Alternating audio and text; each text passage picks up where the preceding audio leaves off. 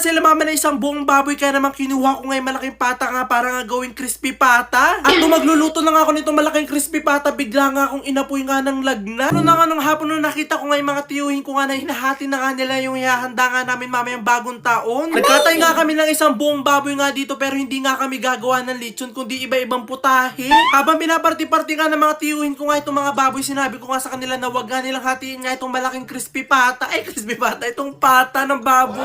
Nag-iisip nga rin kasi yung mga magluluto nga mamaya ng handa nga namin sa bagong taon kung ano nga iluluto nga nilang mga dish. Kaya naman nung nakita ko nga itong malaking pata na to, naisipan ko nga na gawin nga siyang crispy pata para naman may iba kaming handa ngayong bagong taon. Kaya naman agad-agad ko na nga kinuha sa mga tiyuhin ko nga itong malaking pata nga ng baboy para nga hugasan na siya at masimulan ko na nga lutuin. Agad-agad ko na nga dinala nga itong pata nga ng baboy dito nga sa aming tubig na anli para nga mahugasan ko nga to. Hinugasan ko nga ng malala nga itong pata nga na to para nga malis yung mga natira niya nga mga dumi para mas